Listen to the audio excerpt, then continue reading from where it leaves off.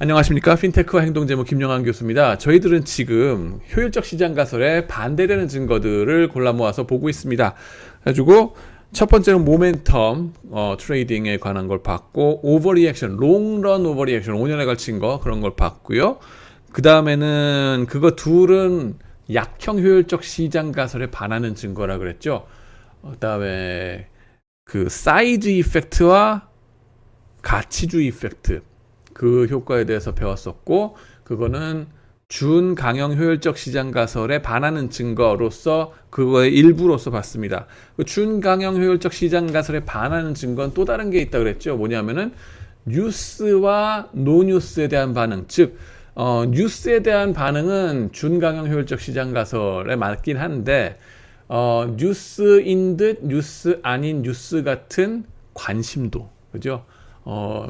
매스미디어로 확 이제 스팟라이트를 막 받는 거, 이런 것들에 대해서는 오버리액션을 한다고 그랬고요. 왜냐하면 바운디드 레셔널리티라고 했죠.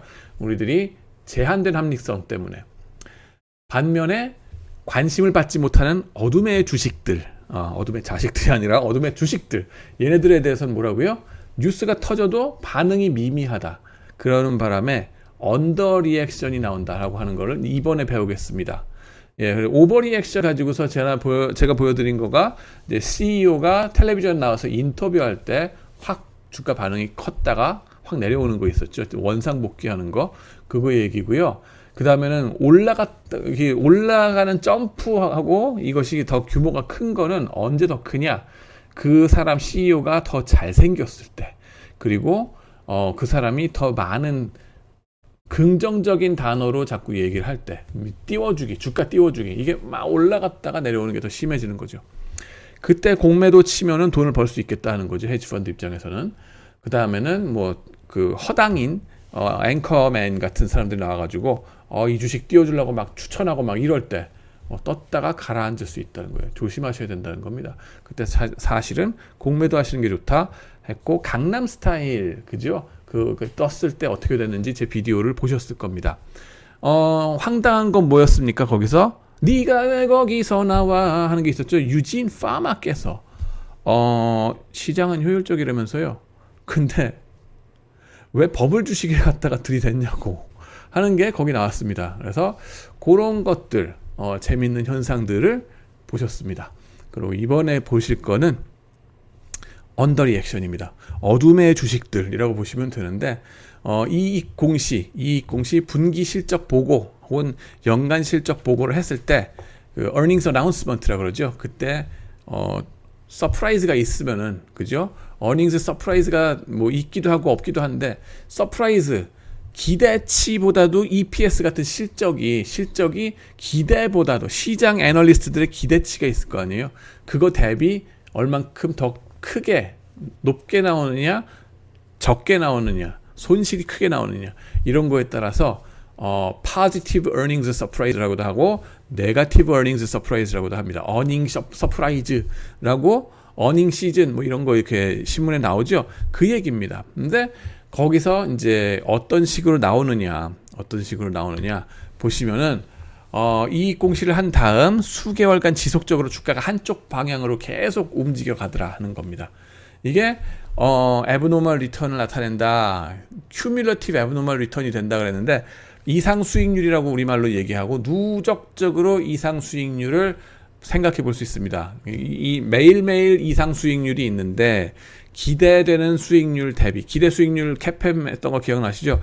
CAPM 기대 수익률 혹은 뭐 여러 가지 기대 수익률 대비해서 이상 수익률, 그거 차이가 나는 실현된 수익률에서 기대 수익률 뺀 거, 그 차이, 그것이 애브노멀 리턴이거든요. 이상 수익률. 그거 매일매일 지나고 나면 이상 수익률이 매일매일 쌓이겠죠.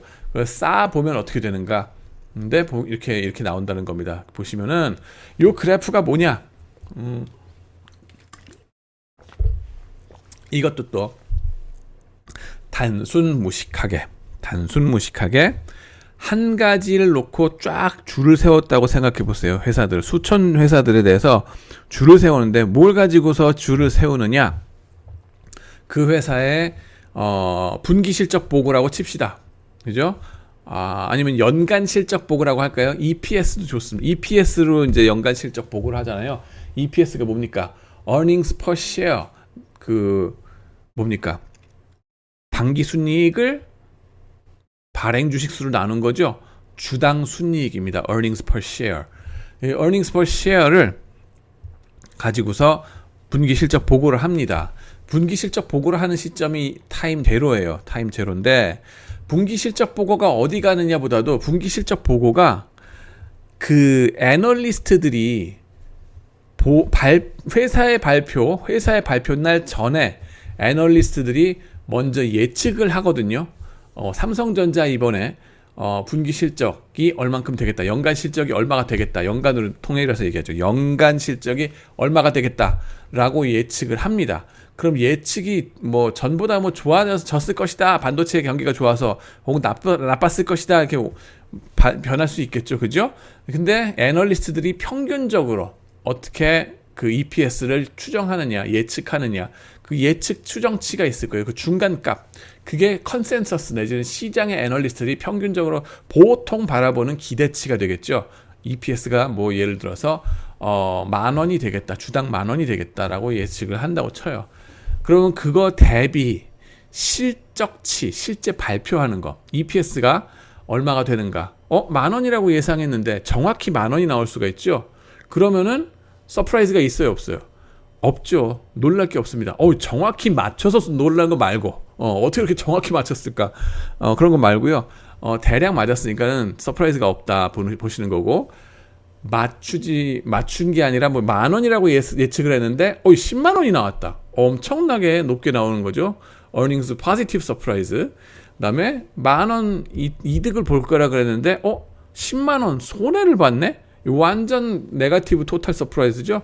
뭐 이런 식이 되는데 그래가지고 그 애널리스트들의 기대치 대비 얼만큼 놀랬는가 서프라이즈의 정도를 갖다가 생각할 수 있겠죠. 그래서 기대치 대비 서프라이즈, earnings 서프라이즈의 정도를 가지고서 수천 종목들에 걸쳐서 쭉 줄을 세우는 거예요. 매년 연간 실적 보고를 할 때 그 수천 종목에 대해서 기대치 대비 실적이 얼만큼 긍정적으로 나오는가, 기대에 부합하는가, 부정적으로 나오는가, 이거 쭉 줄 세운다고 보세요. 그러고 나서 그걸 열등분을 해요. 10분위 수, 최상위 10분위, 최하위 10분위, 주주주주주 이렇게 10분위씩 이렇게 있다고 보세요. 그러면은 2200 종목이니까 우리나라에 10분위로 하면 220 종목씩 되겠죠? 그런 식으로 뚜두두두둑 10개 나눈다고 치시면 돼요. 미국이면 6000 종목이었어요. 이 당시에 그 연구를 할 때. 그럼 600 종목씩을 쭈루룩 했다고 보시면 됩니다. 그러고 나서 이 주식들이 각각이 10분위로 했으니까 포트폴리오를 생각할 수 있겠죠. 10분위 종목들을 갖다가 뭉뚱그려서 얘네들의 이 이상 수익률이 어떻게 되는지 평균 이상 수익률을 누적해 가면서 추적한 거예요.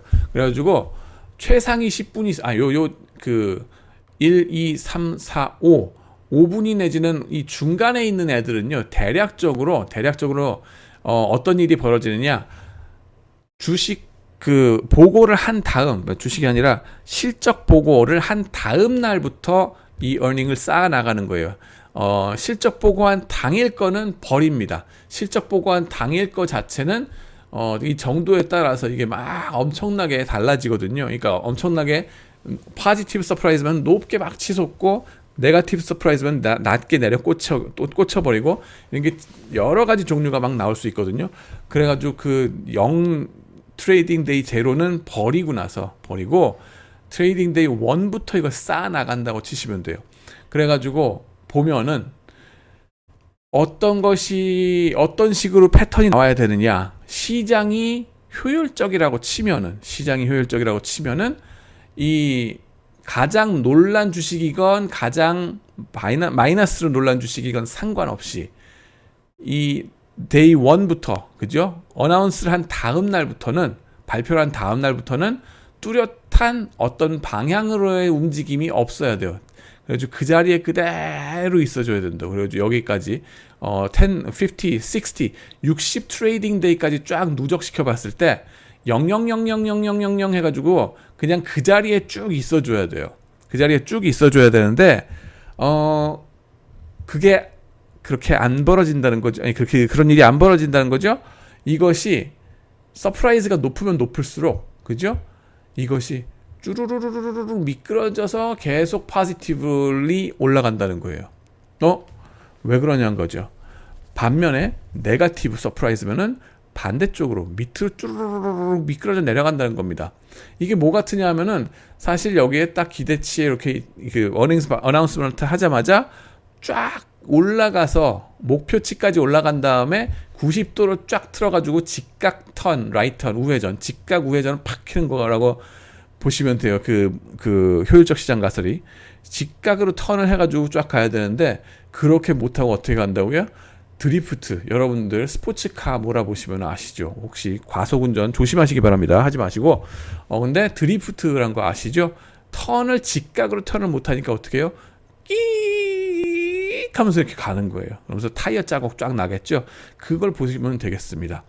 어닝스 서프라이즈가 네거티브일 땐 이쪽으로 이렇게 드리프트가 쫙 난다는 거죠. 그죠? 그래서 왜 직각 턴으로 여기까지 미리 가가지고 가가지고 그대로 있지 않고 이렇게 쫙 턴하느냐 하는 거가 미스테리가 되는 겁니다. 그것이 바로 EMH 효율적 시장 가설에 반하는 증거다. 효율적 시장이라고 치면은 이런 드리프트가 안 나오고 쭉 그대로 그 자리에 있을 것이다. 그죠? 이렇게 되는 거예요. 그게 이제 한 가지 증거가 되겠습니다. 이 중간에 있는 애들은 뭐냐? 그 애널리스트들의 기대치에 웬만큼 부합하는 애들. 얘네들은 별다른 움직임이 없다고 보시면 됩니다. 그렇고요. 요 끝에 있는 애들이 문제라는 거죠. 끝쪽에 갈수록 더하다. 물론 어닝스 어나운스먼트가 나오기 전에 한 60 트레이딩 데이 전부터도 안 좋을 애들은 밑으로 쳐지고 좋을 애들은 이때부터 올라가더라 하는 걸 볼 수는 있어요. 이건 그렇게 여기서는 중요하진 않습니다. 왜 이런 현상이 벌어지느냐? 시장에서 일단 그 기대치가 조금씩 생기는 거죠. 얘는 애널리스트들이 아는 거예요. 이번에 반도체 경기가 좀 나빠졌대. 지금 뭐 삼성전자부터 시작해서 몇 달 전부 한두 달 전부터 내려가고 있죠. 그런 것처럼 다음번 분기에 어떤 어닝스 리포트가 나올까 미리부터 감을 좀 잡는 거예요, 사람들이. 그죠? 그래서 애널리스트들이 그걸 다 알기 때문에 웬만큼 감지를 하기 때문에 이것이 쭉쭉 미리 내려가 있다 하는 거고요. 실제로 어닝스 발표를 하는 날 거는 없애버렸기 때문에 여기서 얘기할 수 없다라는 거 말씀드리고, 그 다음에 날부터 시작해가지고 쫙 나가는 거. 이거가 바로 요 부분이 바로 효율적 시장 가설에 반대되는 증거가 되겠다 하는 겁니다. 그러고 나면은요, 여러분들 이게 여러분이 헤지 펀드라 그러면은 어떻게 해서 돈을 벌 수 있을까요? 어떻게 해서 돈을 벌 수 있을까?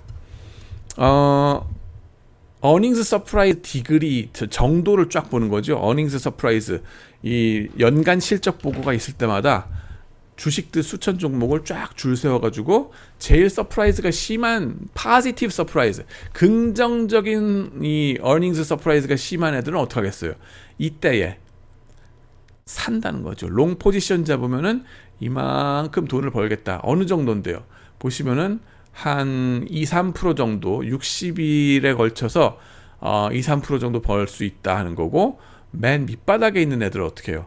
공매도 친다는 거죠. 공매도 치면은 여기서부터 여기까지 가니까 뭡니까?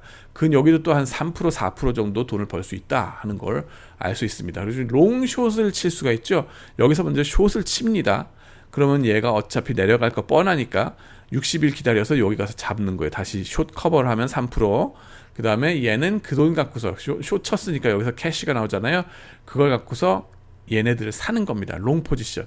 그러면 여기서도 또 몇 프로? 한 2-3%. 합이 5-6%를 돈을 벌 수 있다 하는 겁니다. 평균적으로.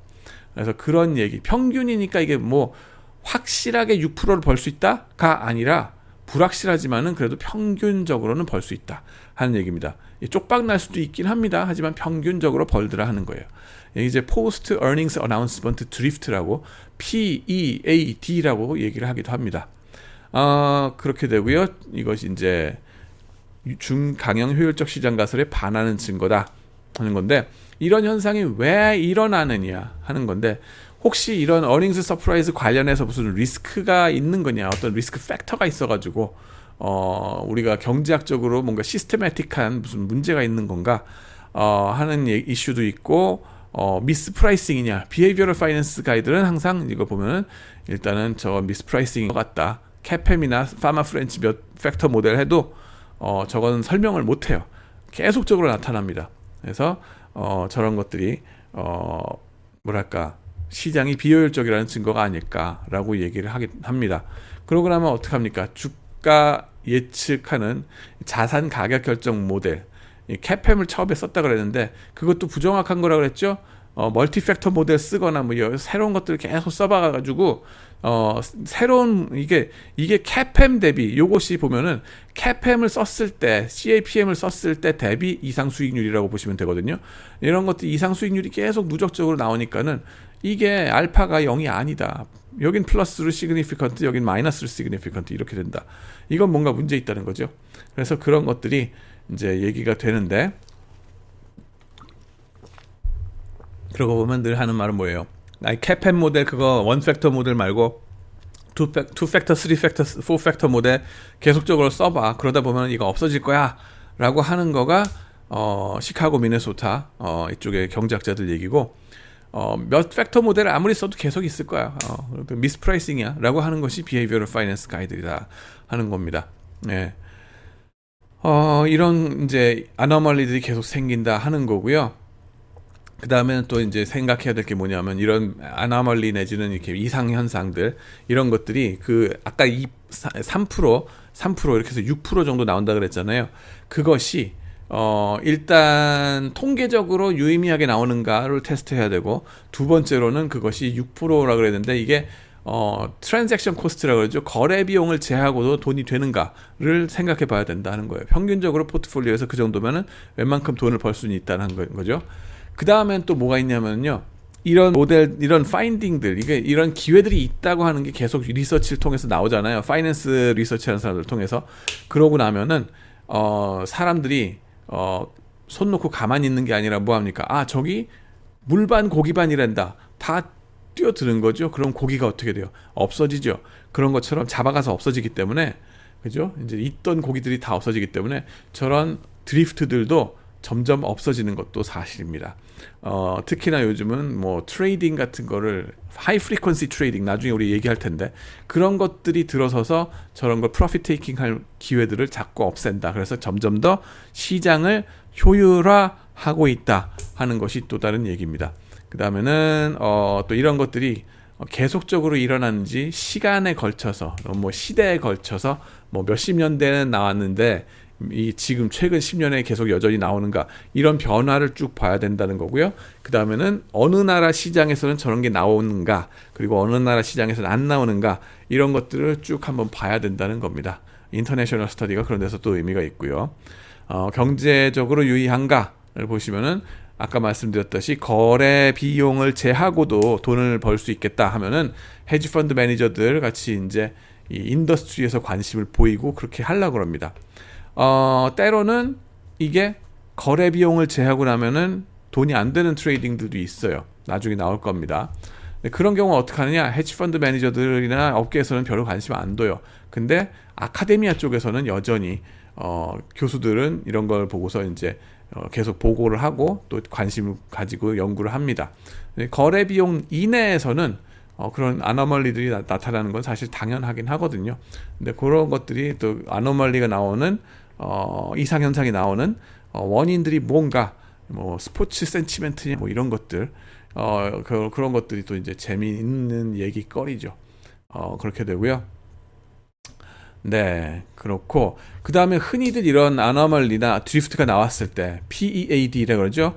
이런 거가 나왔을 때 경제학 하시는 분들의 방어는 뭐냐면은, 이거 정보 아닌 것에 헷갈리며 움직이며 돈을 잃는 것, 어둠의 주식들에 대해서, 그죠? 어둠의 주식들에 대해서 이 드리프트가 생기는 게 이유가 뭐냐, 이런 거 있잖아요.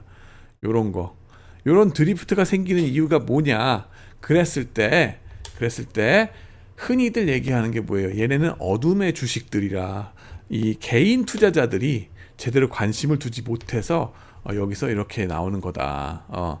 특히나 그 어둠도 어둠이지만은 개인 투자자들이 어리버리해가지고 제때 반응 못해서 이렇다. 특히 소형주들이 그런 현상들이 많다. 대형주들 같은 경우는 뭐 기관 투자자들이 제때제때 반응을 해주기 때문에 이런 일이 별로 없다라고 얘기를 합니다. 그래서 합리적인 투자자들, 특히 그 기관 투자자들 같은 경우, 외국인 투자자들 같은 경우 저런 거에 현상에 전혀 상관이 없다라고 얘기를 합니다. 근데 정말 그럴까요?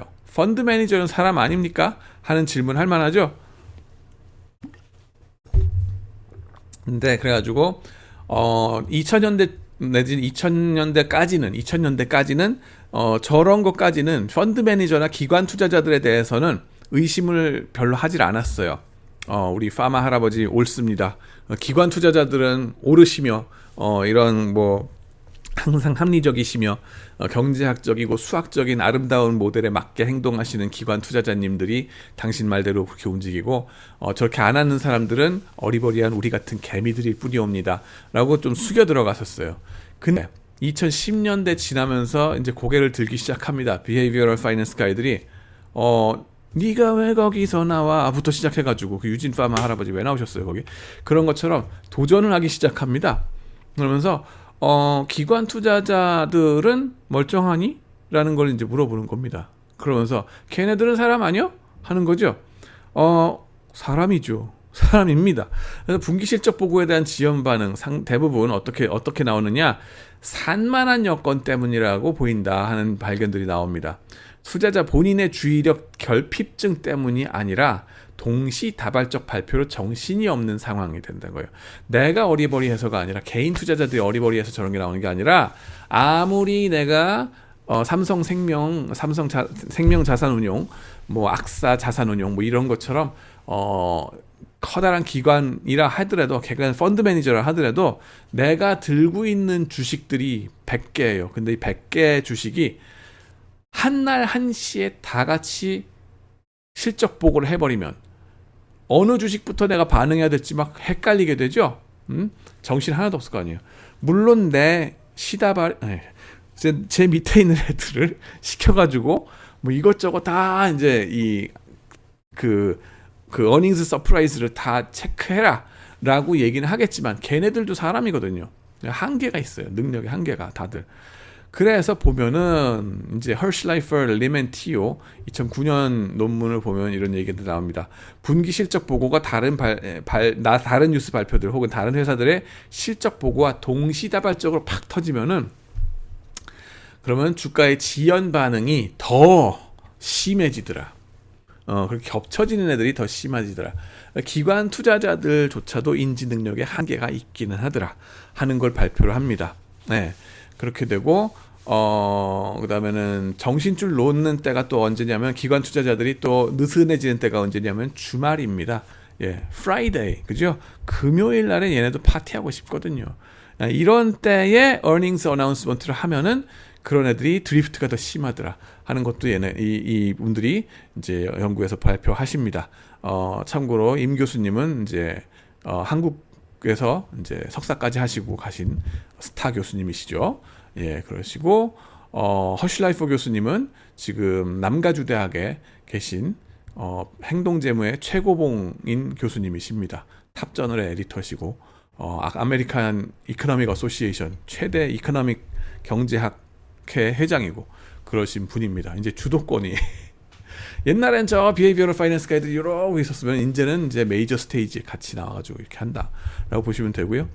기관 투자자들도 산만함에 지연 반응을 하긴 매한가지더라는 거. 또 다른 연구가 뭐가 있냐면 2018년에 다니엘 슈미트 교수, 여기 프랑스의 아시세 있죠, HEC라고 하는 아시세 그 대학의 파이낸스 교수님인데요.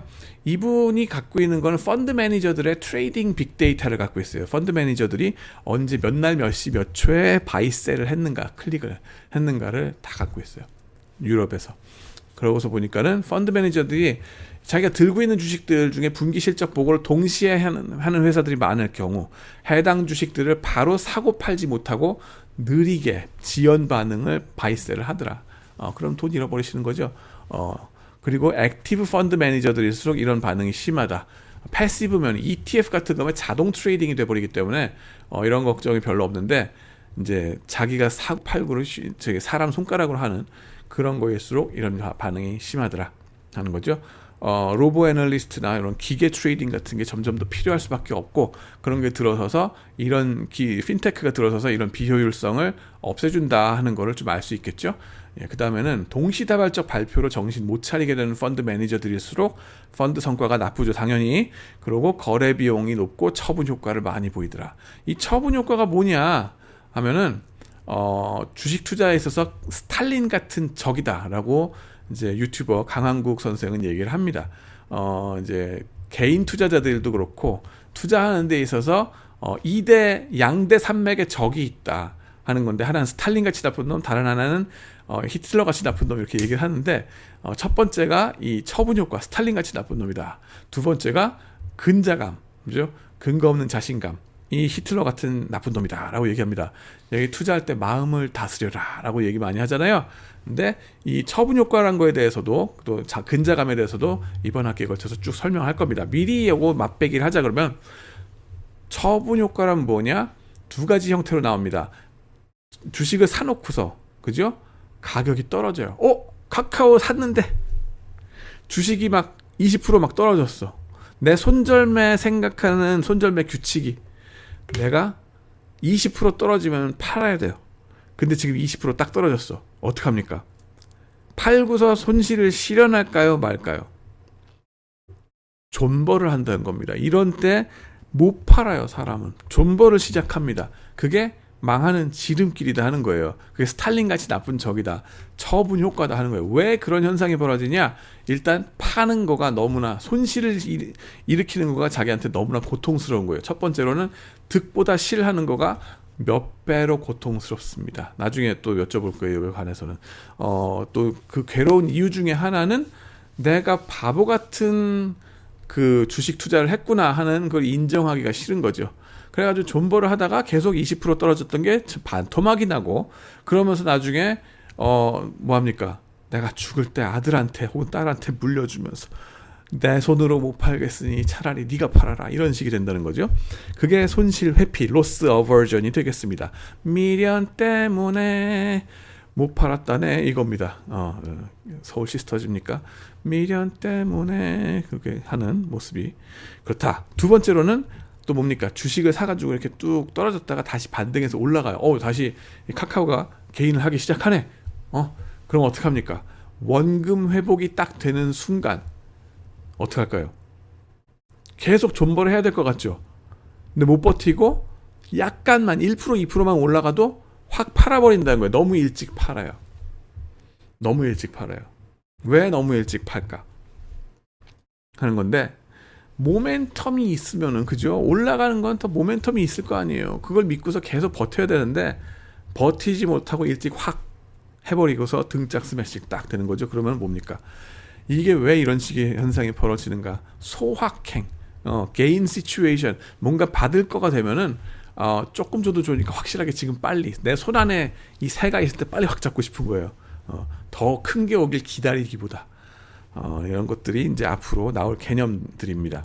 처분 효과. 이런 것이 개인 투자자만 있느냐? 아니요. 뭡니까? 펀드 매니저들도 이런 현상을 보이더라 하는 거가 되겠습니다. 자, 그 다음에는 이제 마지막으로 효율적 시장이라고 하는 것은 평생 가봐야 이론이 못 되고 가설이 되는 거예요. 지난번에 말씀드렸죠. 가설선에서 이것이 노벨상 받았다 하는 그 얘기가 되겠습니다. 왜 가설이냐? 그죠? 확실한 그 리스크 리턴 모델, 그죠? 할인율 모델, 이런 게 눈에 보이는 게 아니기 때문에, 그죠? 계속적으로 테스트를 해도 이게 효율적 시장이 아닌 거라고 증거가 나온 거냐, 아니면은 내가 기준으로 잡은 저 기대 수익률 모델이 잘못된 거냐, 둘 중에 어느 거냐 하는 게 계속 미스테리로 남는 거예요. 그래서 이게 효율적 시장 이론이라고 하시면 틀립니다. 그거 어릴 거예요. 효율적 시장 이론 아니에요. 효율적 시장 가설입니다. 계속 평생 가봐야 이건 가설로 있을 수밖에 없다. 그래도 노벨상을 다 받는다 하는 겁니다. 네, 그래서 다음 시간에는요, 이제 뭐 심리적인 바이어스들이 좀 몇 가지 재밌는 것들이 어떤 게 있는가를 같이 보도록 하겠습니다. 지금까지 효율적 시장 가설이 왜 중요한지, 경제학적으로 왜 그렇게 중요한지, 핵심적인 위치에 있다는 걸 이제 배우셨었고, 그 다음에 그 효율적이구나 하는 증거도 있다는 걸 배우셨고, 비효율적이다 하는 증거도 있다는 걸 배우셨습니다. 빛이 파동이냐 입자냐 하는 거에 있어서, 그죠? 양쪽의 증거 다 있는 거랑 비슷하다고 보셔도 돼요. 말하자면은. 그러고 비효율적이다라고 하는 증거들이 발견되면서 동시에 그와 동시에 퀀트 투자, 그리고 스마트 베타 투자, 뭐 이런 것들이 같이 그걸 통해서 발전해 왔다라고 보시면 됩니다. 그거까지 말씀드리고 오늘 강의를 마치겠습니다. 시청해 주셔서 감사합니다.